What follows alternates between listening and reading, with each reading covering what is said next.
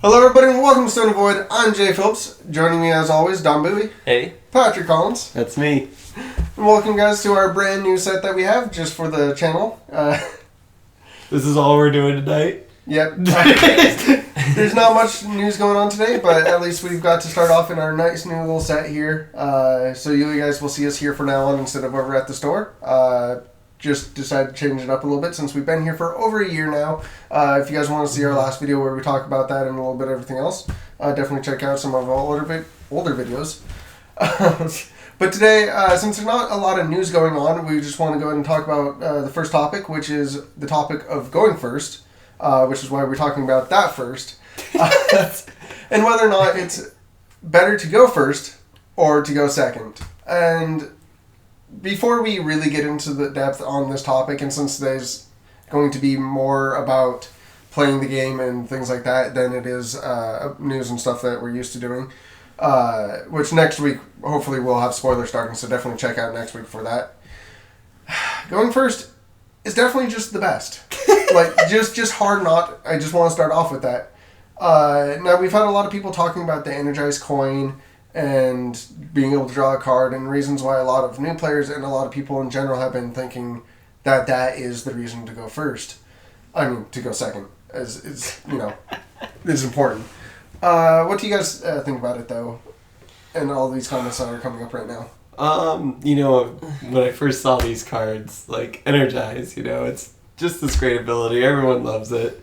No one's gonna take a big load on it for sure. It deserves to be respected. Yeah. But at the same time, that's it's not a reason to build your deck around. It's like right. It's like I really liked the idea of turn one doing Lapis's Dark Storm, which has your opponent discarding 2 cards right off the bat. Mm-hmm. Mm-hmm. But I mean, then you're down your coin, and all you did was make your opponent discard cards. You didn't do anything with their board, right. And they still have a presence on the board. They played something turn one, or maybe they even held back to counter something on whatever right. they did. They still have the resources. They're still got what is the best turn 1/2 drop you can play in this game right now? I don't know, Lancelot. Yeah, I would think Lancelot, but that isn't you don't. I mean, I wouldn't want to use my coin on Lancelot, though. Your opponent still has his turn 1 play, and then he's going to turn around and play a 2-drop as well, which if you're going to say, I can go second because I then have 2 mana to play with, well, you already a turn behind, and then your opponent, just the turn after, has the same amount of resources as you. Yeah. You didn't really accomplish anything further. Yeah. Mm-hmm. I think people are forgetting that Energize is a way to supplement the fact that you weren't, that you didn't get to go first. Yeah. It's a way to help you. It's not a way to make it perfect. Powerful. Yeah, that's why a lot of people were saying that the Gwyber deck was broken, right? Before these state tournaments came out, everyone was thinking that their Gwyber deck was, the S meta, where where R&R was, and the decks, I mean, sure, a few of them got into top 8, but not, I don't think, from what I saw, I don't remember seeing any Gwyber turn 1 deck being number 1. Right. I think I said in the last video, I think it's the deck to beat, because a lot of people play it. It's still a good deck, but it's not the top ranked deck. And a lot of people play it because of that turn 1 Gwyber. But you can get blown out hard against just a wall of wind. I know not everyone plays that card. Or simple removal. But just a thunder can screw up. Just thundering the elf, or I know it doesn't feel great, but thundering a Tama, I think, is an appropriate response if they're going to be playing a Gwyber on turn 1. So yeah, but then you're getting them to waste their resources. I think Turbo Gwyber is really viable, especially with feasting. It's right, but good. is there a reason to go second? Yeah, would you go second? Would you choose to go second if you're playing Turbo Gwyber? If this was turn 1, game 1, I would choose to go first, because if I lose, I do get to go second anyways, right? Mm-hmm. Okay. Right, So, but, I mean, so, yes, even if Gwyber is a top meta deck, like, I just don't understand the reason, and I don't want to get away from it. The reasoning of people thinking that going second is at all the best idea. Yeah. I mean, that's really what we're talking about here. And I don't think there's really an argument to be made for that, going second. Mm-hmm. I think, if I remember correctly, in the Worlds stream, anyways, I want to say quite a few people actually chose to go second over first. And I don't remember the full reason behind it, but I know a lot of people use their energy coin in order to use that magic stone analysis in order to ramp a stone ahead of their opponent. Mm-hmm. That can make sense. Then they're ahead in stone wise. But we do got to remember that that's block constructed, and that's in a meta where trying to hardcast out hook was the best thing you could possibly be doing. In that format, going second, I can understand that one. I can understand a lot of the more reasonings in block constructed than anything else. Also, as to where you could tell me, I have a combo deck, it wants to go second. Those things I understand because you want the least amount of interaction with your opponent and the most amount of, resources as fast as you possibly can. I can understand in small scenarios, mainly combo-oriented decks or decks that were trying to hardcast out hook to deny resources. Those decks can understandably go second because there's a very niche thing you're going for. Mm-hmm. Yeah. And also the reason why people chose to go second because there wasn't a wall of wind in that format to counter that turn one play. So it was more viable to do it in the block constructed over New Frontiers. Yeah. But Magic Stone analysis is pretty good. Yeah. I also think though in a fully open tournament where you've got everything to work with, you've got your aggressive decks, your creature heavy decks, you're not going for that combo specific, you're not having that one set goal. Just going first in general is just going to provide a more consistency for you. Yeah. You're going to be playing more on curve and everything's just going to flow better in general. Also, in an aggressive deck, you want to get down a threat before your opponent has the time to really interact with it. Yeah. Going first allows you to attack first, and even going second gives you that one turn I'm ahead in mana, but going first always gives you that every single turn except for the turn that they use the Energize. Yeah, that Energize is only in one-time use. Yes, people have to get that in their minds. Yeah.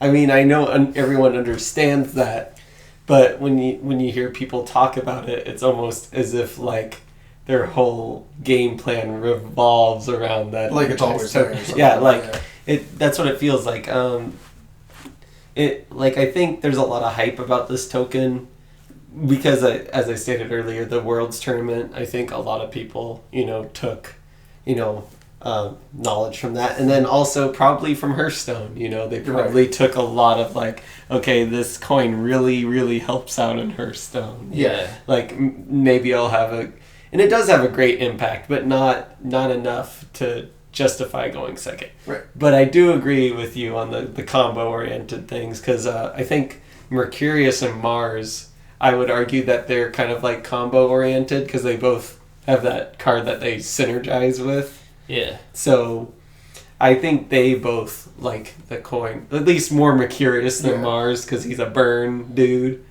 But Mercurius is a very combo-oriented card where you need literally 4 of a certain card in your hand for that to work out. I think another thing that a lot of pros have talked about second and may have confused a lot of newer players is when we're not in block construction and we're just in a normal game, a lot of talk goes around about playing second during testing.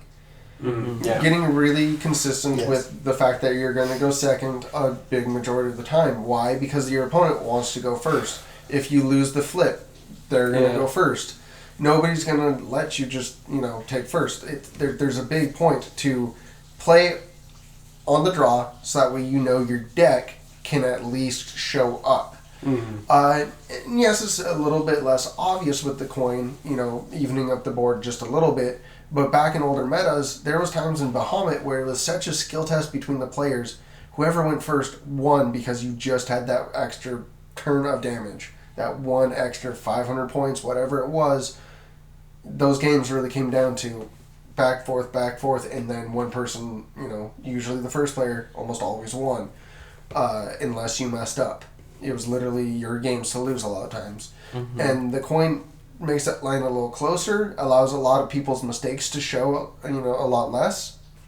So the coin can heavily assist you against a bad player. But I think in a professional setting or anything like that, it's going first is still the best. And you only want to try to play on the draw during your testing. Yeah. No, yeah, playing, testing on the draw is definitely important because Cole and I did that. Like Cole, when he got 8th place in that tournament, a lot of the testing was him going second and me playing a bunch of barriers in my deck to see if he could handle barriers, Turn 1 barriers as a Valentina deck, and he found out he could. It was hard, but he could. He found a way to overcome these stepping stones by going second. And then once you play on the play, all of those small little nitpick problems that get in front of you, the turn 1 barriers, they can't energize out a barrier. It's not an instant cast. Right. So you can get ahead of them with those things. Most decks will prefer to be on the play. On the draw is, testing. I mean, and the fact that there's still some of the older rulers are competing against with these rulers, I think is a sign that going first is better than going second. Because some of these decks, like the Xion deck and the Dark Alice deck, I think those rulers are gonna stay with them. I don't know if they board out to an Energize ruler or not, but I assume they don't. At least the Xion deck, for sure. Like, they have to be on the draw. So obviously they're doing well and they're competing. So that should be some information that going first is still better than going second, even if you do have that Energize coin. Yeah, I feel the Energize coin sometimes also is a weird play test of like the player, and I mean this on the idea of, do you use it early to make sure you can stay up in tempo? Do you use it late to hope your opponent forgets what's going on? Like, do you have a key card you want to cast with it, like hook? Are you waiting for that 4th mana so you can burn the coin and drop a hook? Or things like that. Or do you just hold on to it, hope your opponent forgets about it, and they wallow wind you, and then you're like, out and you're hey, got it. I actually have my coin still, like. It's a really odd one, and I find a lot of times you burn it early to stay on tempo is usually the better play, but it really does depend on your deck.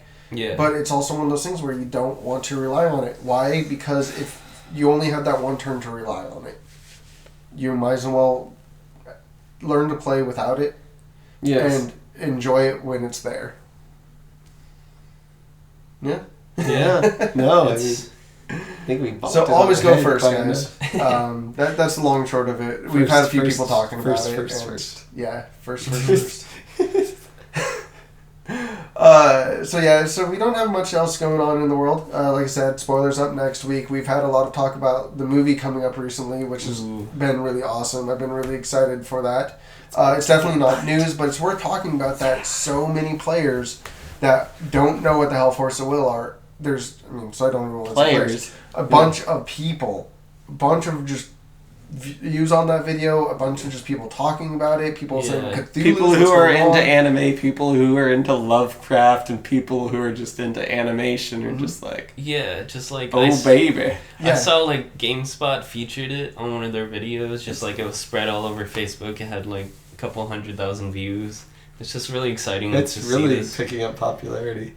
Yeah. Oh yeah, I feel this is going to carry Force of Will a lot farther than I thought it was initially. Way to the top. Well, I thought this was going to be like one of those obscure things. Like when the news broke that there was going to be a Magic the Gathering movie, there was a lot of like, just shudder from the community.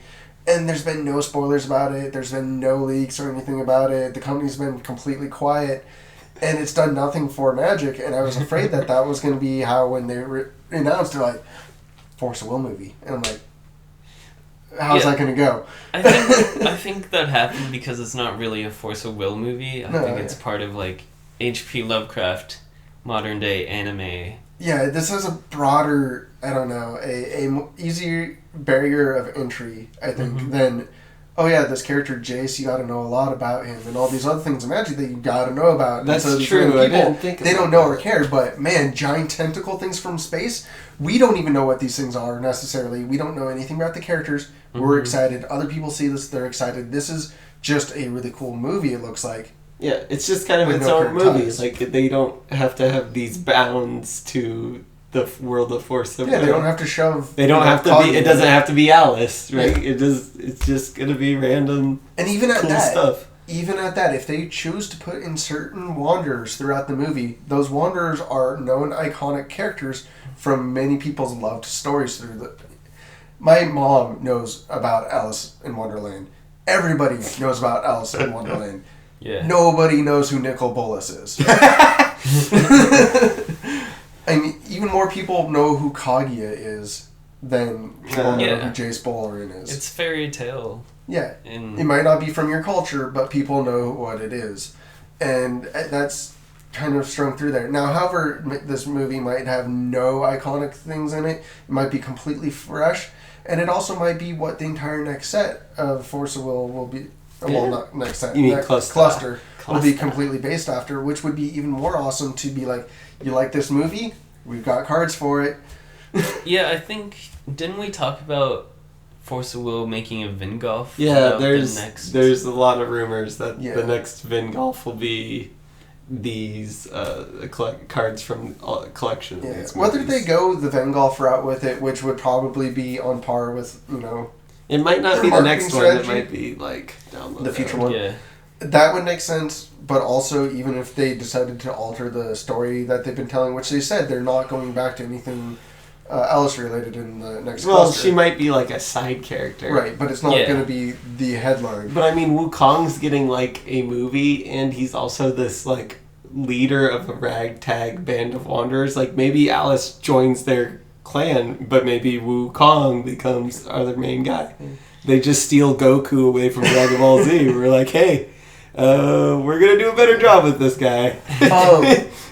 I mean, that's another thing. We haven't even seen the other 4 movies, like trailers or anything about them. Nope. So when those finally get to rolling around, that's gonna be pretty major. Oh baby. Now, so we have another month and a half until a new set at this point, something like that. Quite a bit of time, and then a month and a half. Yeah, well, we have a week until the next spoilers start, and right, and that's usually like an indication of almost a month and a half, month and a half ish. And every set comes out in 3 months like normal. So just doing math in my head, if they try to release this during the new cluster launch, we still have 7.5 months until around there. Yeah, which is quite a bit of time. So we're gonna see this mid next year. Which, I mean, I'm excited for. That works for me. I can wait.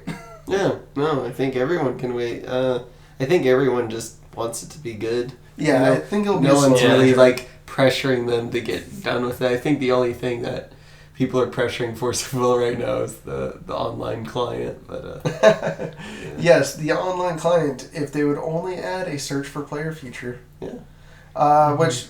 We'll probably end up doing some more stuff with the client ourselves. Yeah, they put an update on it. Still don't know what the update is. Minor big fixes. But it is one of the main things that we're end up going to be streaming on Twitch. So we might end up working out if you guys want to play against us. We might try to figure out a way to do that with you guys. Of course, it definitely is up to you guys if you guys are willing to share your IP address and information with us to Busy Dad, play with us. We will gladly play with anybody. However, we would prefer a more interesting format of band hook. Oh, no hook, yeah. Yeah, no hook. Yeah. Just for more interesting play and more interesting decks to be built out of that. But yeah, definitely let us know if that's something you guys want to do, and we might set up a private messaging from you guys so that way we can possibly do that. Because it'd be a lot of fun. I definitely would like to see more people playing it, and so that way it shows that there's interest in it, and they actually continue putting out more updates for it. Yeah, because that's really what we're missing right now is more updates for the game itself. Mm-hmm. Yeah. Hopefully they get the new Frontier cards in there too. Yes. I know it's going to be a lot of bugs just getting all those cards in and all those interactions. Well, they still have bugs to fix on cards that are currently in there right now as well. Well, I think they're hiring more people, I hope, and I think, but I'm not positive on that. Yeah. That would be great. Like, that would show growth in their company, and that would show, like, hey, we're going to try to do more quality control and stuff like that. So, hopefully that happens. Mm-hmm. Also, we're going to have a few other things streaming here soon, so definitely keep an eye out on our Twitch page to see if what we're going to be uploading soon. I'll probably get a list of dates when we're going to be doing certain key things, possibly alluding to the idea that we might end up filming this podcast live on Thursdays, but we'll get a little bit more information. Yeah, we'll get a little bit more information for you guys soon. We definitely want to do a lot more stuff with Twitch, and we'll see what we can get going for you guys. Whether that just means more play videos, actual live, us playing live with cards, but a very, things will be coming soon. I know that we started with it and then left it a little bit. I'd also like to possibly, maybe that's how we might revive the Cube videos. We don't know. But definitely stay tuned, guys. We'll have more content for you guys definitely soon. What do you guys else want to talk about for tonight? We have questions to answer. Right. Question time. Okay, so one of the first questions was, so what ruler in this set, the Curse of Frozen Casket or the starter decks, would we like to see more support for in the next set, which is Legacy Lost, correct? Yeah, Legacy Lost. Okay, so I guess I'll start. I've thought about this. I guess I don't really see too much support for Yogg, but he is just a big giant body and he's got like a wrath effect. Mm-hmm. I don't know if he really needs support. Like, I mean, I understand like people don't find him competitive. I know some of you can find him competitive. I want to see it happen. Kling, very interested in your deck list, but.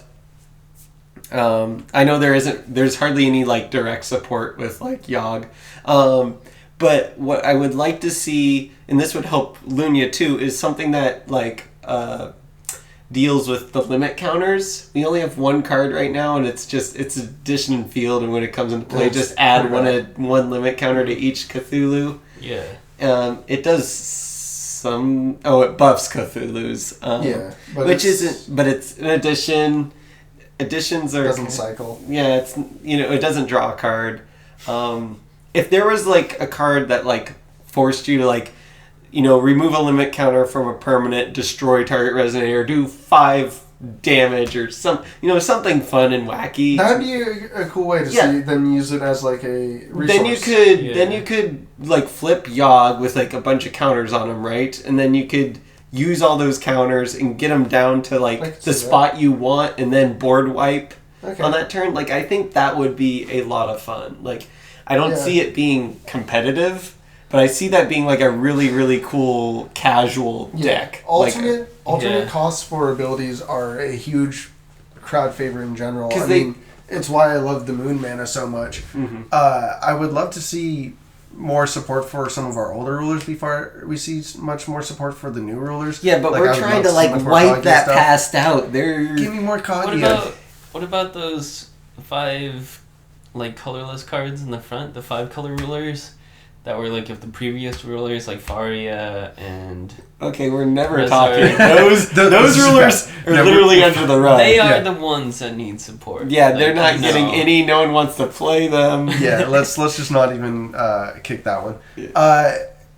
I actually have a lot of things I would actually want support wise, and that's for 2 different rulers, and that's the 2 ancient magic rulers. Okay, Mercurius and Mars. Mercurius and Mars. They have 3 cards each. They have ancient magics. Yeah, ancient magics. Mm-hmm. So they have a card. They each have a bomb. 1 drop that comes in and adds counters on, or does something. They have one spell that does counters and other things. And then they both have a big bomb. One being the 2k damage. 2k damage, and the other one is the bounce. Bounce and put 3 in? Yeah. Is that one in Ancient Magic or no?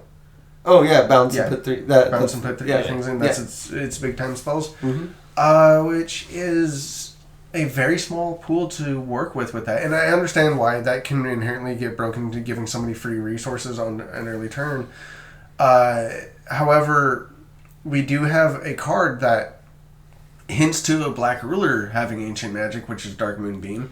So if they end up putting Lapis in later, he looks like he's going to be I have Ancient Magic for black. However, it's a cool design space if they were to use off-colored Ancient Magics for those rulers, so that way you couldn't just spend their magic to fully cast a spell for free. You would have to use a blend of your stones with the Yeah. So you're saying like a red-blue... Yeah, well, no, if it's red-blue, then either of those ones. I'm saying completely off-colored. So a green Ancient Magic spell that was, you could cast with either of the Ancient Magic rulers because you can spend mana for Ancient. Okay, just so it's like three. Yeah, it's like 3 generic. So like how they can switch right now, then. Right, but try to focus that more out to the other colors for more deck building ideas, for a better way to make it to where it's not inherently broken, so you don't have somebody always casting the spell for free. One thing about the Ancient Magic right now is it seems to really want you to like double red. Oh no, that's so terrifying. Well, you already have 2 Ancient Magic red. You're going to cast it with that or whatever. So I would like to see just a better way to make those cards less inherently broken, like the possibility of them being broken, so we could add more of those cards in. I would love to see more Ancient Magic spells. Okay. I think there definitely will be more Ancient Magic spells. I don't know why they would just kick the bucket soon. I feel like they would, but probably for just different rulers and maybe 1 or 2 updates. I would like a bigger update. I would like... There's 7 luminaries. Yeah. And I'm assuming all of them know Ancient Magic. They might. I'm assuming all of them are going to be rulers at this point. Yes. Yeah, because there's already 2, and they're the only 2 that have the Ancient Magic, right? Yeah. So... Other than Gil. Yeah. Gil doesn't... Yeah, you're talking about his mana... You're talking about mana counters, yes. Yeah. Yeah, you're right. They're the only 2 with mana counters. Sorry. I think I would have actually enjoyed the Ancient Magic to even be produced as a colorless void. Maybe there's a colorless dude. Well, I'm just saying this because the ability to just cast spells for free at the start of the game off of the Ancient Magic is a little nuts, but so I would like a way to like balance it a little bit better, and that's why I'm saying I don't think those cards are that strong enough, and no, the rulers themselves are weak. Pretty vanilla-ish. Yeah. Aside from those they're combo playing it cards. very safe right now. Is definitely what it looks like. But I would like them to play around with it a little bit more, but I can understand why they want to play it safe. It does look like it could get out of hand, but it is something I want to see more support for. I'm pretty afraid of power creep, like, for this game, so, I mean, I kind of hope these guys stay in the realm of safeness. Yeah. Because, they thought Reflect Refrain is a fair ruler. I mean, it would be easy for them to think of, like, oh, this spell costs 10 mana. Well, really, it's just one spell. If this spell lands, it wins the game right then and there, and you can cast it in turn 3 or 4 guaranteed. You don't want that to happen. No, you definitely don't want it to shift in that direction.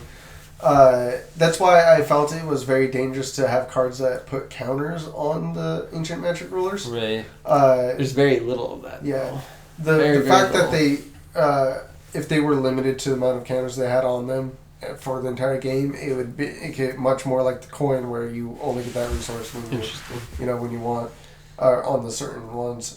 So maybe don't put any more spells that put counters on rulers. Let's just keep subtracting. Let's. Yeah, but you mean like they start with 10 and then... No. The 2 counters is fine. I think 2 is enough to make it tactical without being broken. But I mean, they can't gain any when they flip? No, They can. I'm just saying I don't want any more cards that put more counters on them. I think the people now that put counters on it are mediocre. Yeah, they're terrible cards. They're terrible creatures. The only thing that they do that's productive is putting counters on the guy. It's like giving you a mana. It's like a mana coin mana dork. Which is really good. Like, they seem mediocre, but that if there was actually good cards to play off of it, that's when it starts getting broken. I just want to see a balanced support added for those two. But I don't think maybe it's too much. I don't think it's that broken because either you're playing this guy or maybe a better version if they print a better version. But you have to cut something to add something in. I don't feel like it's too hard to rotate around that whole mechanic, you know. There's not enough counter support. spells beat these deck ideas. Yeah. You know, if they're relying on a bomb card. Well, right. If they're relying on that one bomb card, that's why I'm saying more support stuff, more little things here and there scattered throughout. But not adding counters, though. I think there's enough adding counters as it is. Then what else would help?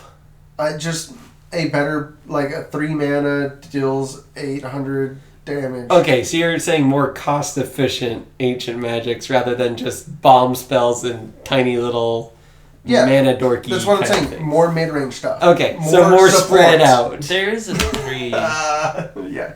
There is a 3-drop that deals 800 damage. Is there? That's ancient magic? No, that's the bomb one. That's a bomb where you can either cast it as 3 or 10. Bigger. Well, I only threw that out there to get through my point of like mid range stuff. I don't care what it is. I'm just saying like slightly more costed but good creatures or anything like that just... It'd be cool to see an ancient magic creature. Yeah. Like that'd be interesting. Like casting it... But that could be broken though.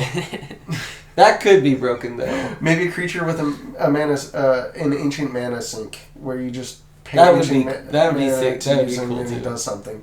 You know, I'm just saying there's a huge design space for them because it's not a toxic mechanic to have. Because ancient magic cards, you can cast them no matter what ruler you have. It just works really cool if you have this one ruler that makes can cast it cheaper. Mm-hmm. Or more effectively. Yeah. So it's not a bad mechanic to have. That's why I want to see more support for it. It's not like I'm trying to think of anything else that Force of Will's printed that's been really toxic for the game mechanic wise, but there's nothing really jumping off the top of my head. Tribal is kind of a toxic mechanic because it makes you only play beasts with beasts. There's those cards, but nobody plays with them as is, and that's the reason why, because it only works for Cthulhu's or only works for beasts. Mm-hmm. Those cards, I hate seeing that style mechanic because it's too focused. It doesn't work with everything. But the ancient magic, it works with everything, so I want to see where they can go with it. Okay. Sometimes moon magic can be very toxic. Yeah, no, I agree with that one. Yeah. But, so that's interesting.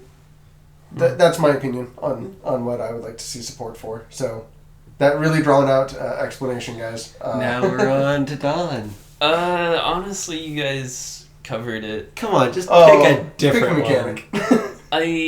I really want to see vampires thrive, but they're already pretty good.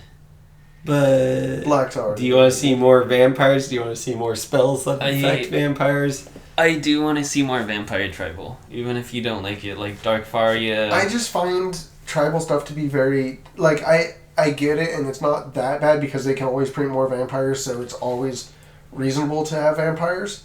It's not. I don't say I hate it. I hate mechanics that are. To put in perspective, I can't think of anything off the top of my head, but y'all know that I play Magic, and this is something that I'm afraid occurring in Force of Will a lot more than it already does. In Magic, they did this really, really awesome thing where they did this Energize mechanic. It's really, really cool. It's really, really awesome. It's kind of like in the world of putting in Moon Magic. Like, it's a toxic mechanic. Why? Because it doesn't work with your other sets. I can't, play...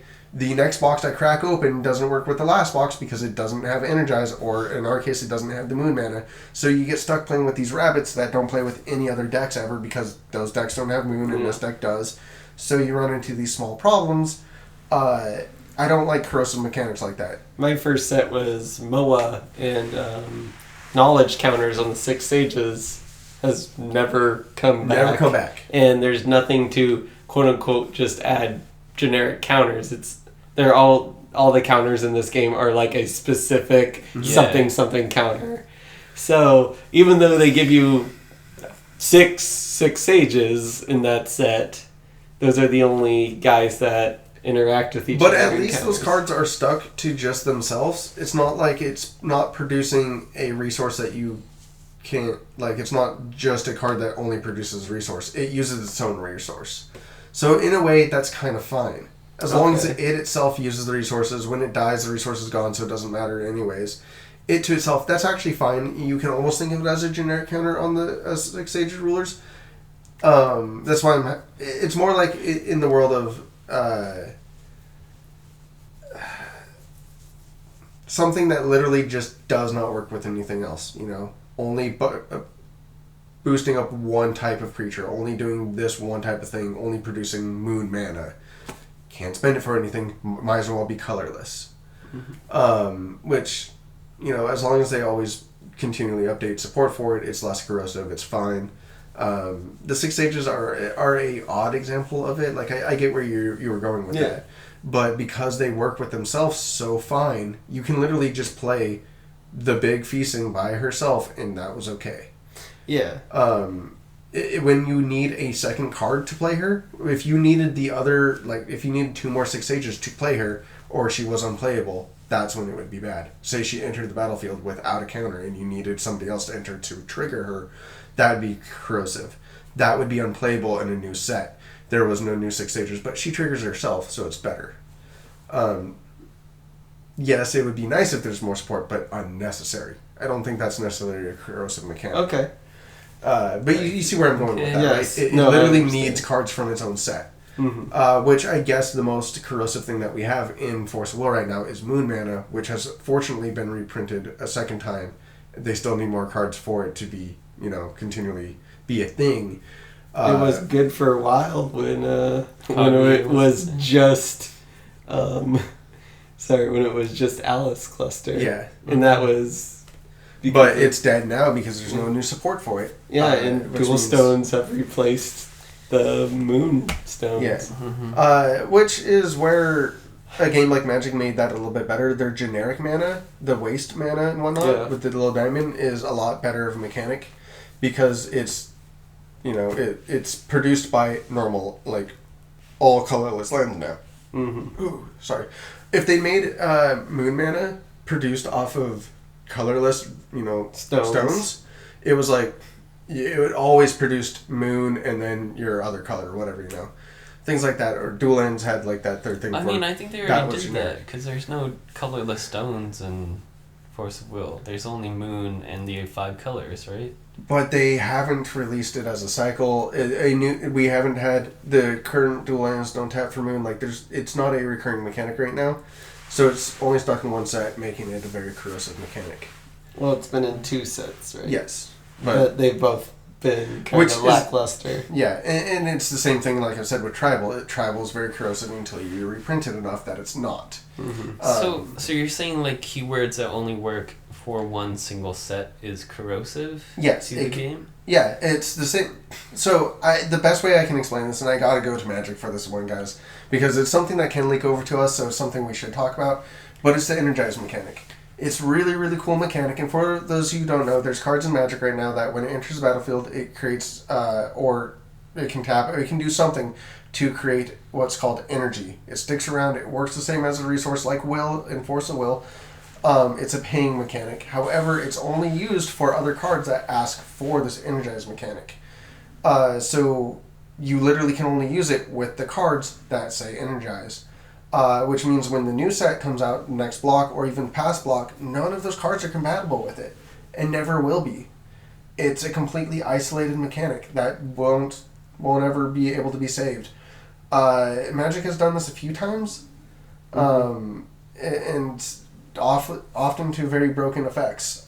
This is just yet another iteration that you slightly see here and there with very varying amounts of, you know, mechanics. And you could argue that they did those things mainly for the limited environment, right? They didn't necessarily do it for the quote-unquote... but they still have their rares that have the mechanic. They still have, like, you know, it was still enough of the set that it's reasonable to believe that it is, you know, it's the set. And so when you open up one of those rares in Magic that has it, you're like, oh, this is a really cool card for this limited environment. Oh, it's really cool for standard right now. But then you go look on the price of it, and I don't mean to talk about secondary market because it really isn't important, but they are all bulk rares. Why? Because it's a corrosive mechanic. It's very toxic to the game. It's never going to be supported again, and if it is, it's years from now. And those mechanics are bad for the game in general. But they are really cool. You could argue that it's like flavor to make the game more like exciting. Like if Moon Mana stuck around forever and they had to do something like Moon Mana every single like cluster, the game would become so big. You know, there would be so many mechanics. Right, but we actually will get Moon Mana back. I'm saying things like Energize and Magic, where you'll never see that again. It's gone. It's here for a minute and it's gone, and those cards are useless. They'll never be played in anything after the set's gone. I don't like cards that exist within that realm. Okay, But I understand. I do enjoy them. I'm not saying they're necessarily bad. It's just in the long run they're bad. It's why you crack open a box of certain sets 10 years from now and that entire set's worthless because it was a completely corrosive set. It does nothing to anything else. Yeah, I mean, I would argue that a card would only have value in the standard as long as it's good in this standard environment, right? Yeah. So as long as it's good for that point in time, I think it's a good print of a card. But you can do these flavor things. So what you're trying to go with here is you can do these cool flavor things. You can print Ancient Magic, a non-corrosive ability, universally works with everything because, well, Ancient Magic itself doesn't. The ruler can't cast any other spell. That card itself is corrosive. So I know somebody's going to point me out on that one. I get that. But cards that have Ancient Magic on them, the spells that those rulers can cast, those cards are non-corrosive. Anybody can play those cards. Aren't a lot of rulers corrosive, technically? Yes. A lot of rulers almost all of them are. I think Reflect Refrain is almost the only non-corrosive which is one of the reasons why he's so powerful. Exactly. And why he was so universal in everything. A lot of rulers, yes. Their mechanic only worked with a few things, and that is, you know, it's a different design space with the rulers. Like I can kind of get behind it. Well, it makes you force you into what could be a fun deck. You know, it's like I really want to do a strategy around this. Oh, there's a ruler that deals with this weird strategy. And as long as there's enough rulers, it doesn't matter. Yeah. I think that's only a problem when there's only 5 rulers in the meta and you've got to do these things. You're forced into that. As long as we have choices, the rulers are fine. I think it only matters when we're talking about individual regular cards. Because I think you could say the same thing about Magic. If they created, which the only thing I can think akin to rulers in Magic would be Planeswalkers. Planeswalkers can be corrosive as hell. They can do a narrow one thing if they wanted to, and that would be fine. It could work just solely with the set, and I think that would be okay because of the design space that they exist in. They're inherently, focused. So I feel like those could be good flagships for design spaces like that. So the rulers, I'm fine with being narrow in one way or the other, and us, the support for them should be open for everything though. Okay, so vampires done. Anything more to say about vampires? You're not allowed to talk. Yeah, I just wish there were more vampires. Okay. That's about it. Yeah, I can't really think any of... I mean, I kind of hope that Wukong gets some more support, but I don't see how he can. Yeah, we definitely need a green ruler to fill the void of... Feasting? Well... Feasting's a pretty good one, but it's... I don't... I guess I gotta choose this one correctly. It feels like... Now, R&R is where I'm trying to go with this, is what decks in the world do we think could be created if R&R was still in the meta, is a question that we've had asked, and I want to talk about that a little bit. And he's a green ruler, and I used him a lot as a green ruler, and I know most people don't. They use him as absolutely anything. However... I don't really think there's anybody that really feels that void of him, so it's hard to really think of Feasting as like a replacement for him. Well, what do you want a green ruler to do? I just want that hardcore control.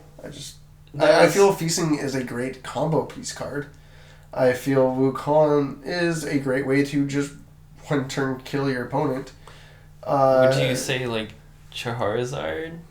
Charizard, I miss that card. That card was a great. That card's awesome. I just feel blue rulers are doing better control than green rulers are right now. Green rulers feel like blue needs something. Blue could have good control rulers. Green could have good control cards. There we go. Like, that's what they do. So you just play green blue forever. Then you want to do blue ruler, green cards. Okay. Yeah.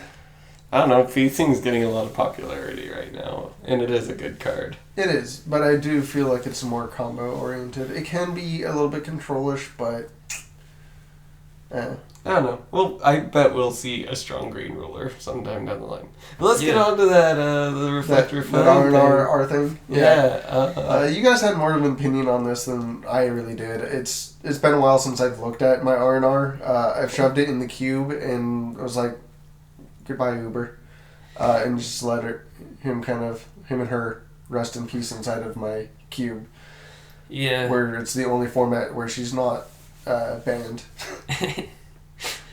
So R&R, what do you think he's like capable best deck for him in the meta right now? Well, if he wasn't banned. He just makes things so consistent. So Hook.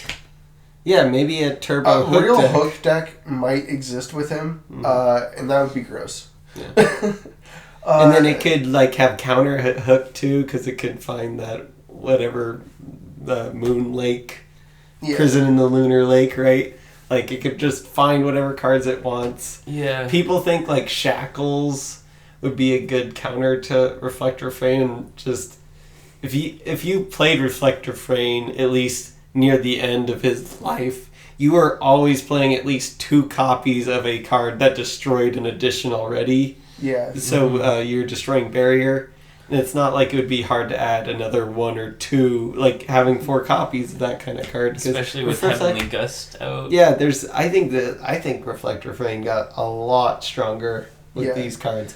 Now, the thing that makes R&R way better as a controller and why you could play something like Hook is because you're able to deny your opponent's resources so much better than you can with Charlotte. Charlotte, yes, does the same thing on the other side about bouncing up rulers and whatnot, but there's a fatal flaw in her. You can kill her very easily in comparison then to how you could kill R&R. You really couldn't. You could Black Moonbeam now. That's the only thing. That's really hard to do against R&R as it was.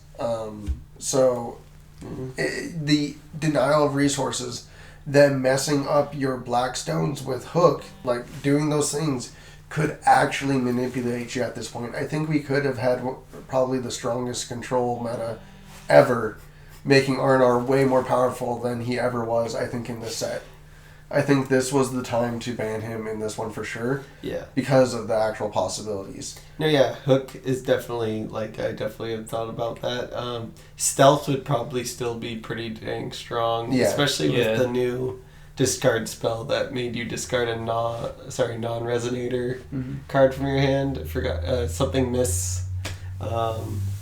Let's see. I think Dual Stones is really what made him come back again. Yeah, he was overly broken when he had Dual Stones initially. When he lost Dual Stones, he did lose a bit of what made him like super good, and that was the above consistency of your draw, consistency of being able to cast absolutely anything color-wise. And then also another thing to note is he can find Black Moonbeam a lot better than any other ruler. And you can only run 1 if you want, which doesn't screw up your deck. Yeah, I mean, you can run 2 with Reflect Refrain, to be honest. But there's no real reason to run more than 1. Because you can just flip and search. Yeah, I think the reason why R&R was so good was when you casted that bomb and you just flip to his backside and just protect that thing while it strike. I think with the red boy in the meta... getting consistency in those stones with Captain Hook, so he has like early game, late game. So you think like a Reflect Refrain deck would look similar to what we saw in the at the Worlds? It would be almost a cluster limited looking kind of deck. I think he would use some of the bombs of that, like Melfi and stuff. Oh, Melfi would definitely be in a Reflect Refrain deck. Do you think the white flashing guy, Glorious or whatever his name is, would be in that deck? Because it's a quick cast card. Yeah, no, that's true. And Reflect Refrain really likes to just play on the other person's turn. Yeah, but Glorious, you have to suffer damage to actually kill something, right? But so you just block with a Tama or something dumb. True. You know, that's all you have to do. Yeah. The card just has to deal damage. It doesn't have to deal damage to your face. There's a lot of good cards in this set that would be overly good with Arnar in the meta. Yeah. I'm not sure if there would be one dominant deck. I mean... We would be back in the same world of Arnar before, where there's 20 different decks that all ran Arnar as But near the end, it was mainly stealth and like a little bit of knights. What about like Arnar? You're always going to whittle down to... Wong was kind of around. Like, Wong hung in there, but wasn't like up there, though. But I mean, it was when I was playing, but not like the very end of Reflect Refrain's life, though. There's always got to be the best deck out there. Yeah. Like, I know people think that there's got to be a good flux of everything. No, there's always one great deck that will beat everything statistically better. But the odds of you finding it immediately or till late, that's what happened with R&R. It took a long time to really find those 1-2 decks that were tier just boom above everything else.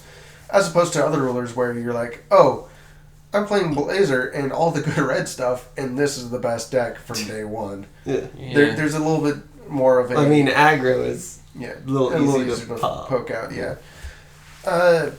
that's why you always see it at the start of a meta. But when you have to slowly learn and find out what cards really work with a ruler and really become that involved, that's a lot of fun. I really enjoy the journey of, well, that card sucked, let's try this. And just keep cycling through until you really find what can make a deck above everything else better. Mm-hmm. Yeah, and that requires lots of play testing from your teammates and everything. And AGP season starting at the after Legacy lost, I believe. Mm-hmm. That's about when we saw it kick back up again last time. Oh yeah, like late November or sometime in December, right? Which is an odd time for the season start, I almost feel, in a weird way. Just because around the winter times, if there's one thing I can remember is so many people unable to get to tournaments during the winter. So many people had like bad storms or bad things that occurred.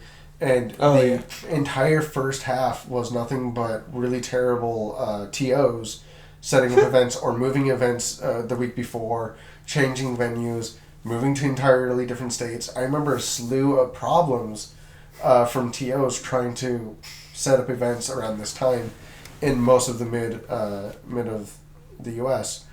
So that's going to be interesting to see if that resurfaces again. I would almost like to see the Pro Tour be AGP? The AGP Tour. The bigger end tournaments around this time, and so that way most people can be at home while all these big events occur, and then have during the summer, the middle of it all, that be when everything starts up.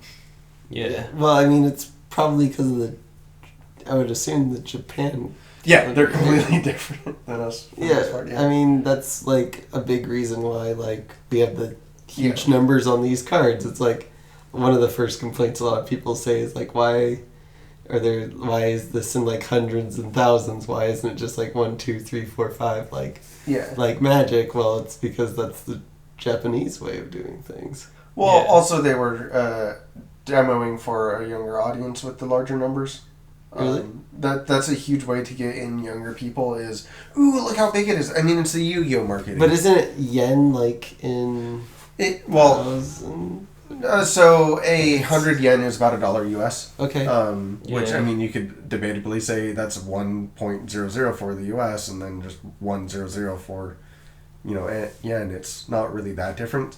The bigger thing that you could see from this is look at Yu-Gi-Oh and how that's the demographic is a lot younger. little kids love big numbers. It looks cool. You know, this creature has 4,000 attack. Yay! And I think and 1 attack and 2 defense in Magic sounds a little bit more grown up. I mean, when we get down to it, it's just a form of marketing and where we're going with it. And also the culture in which they're surrounded, like all their MMORPGs and all their games, like Final Fantasy and all that stuff, uses those big numbers. Mm-hmm. So all of their stuff is already, like, that way. Yeah. Mm-hmm. So I think that's more just a marketing to the younger audience in general than anything else. But, yeah. Anything else you guys want to go over for tonight?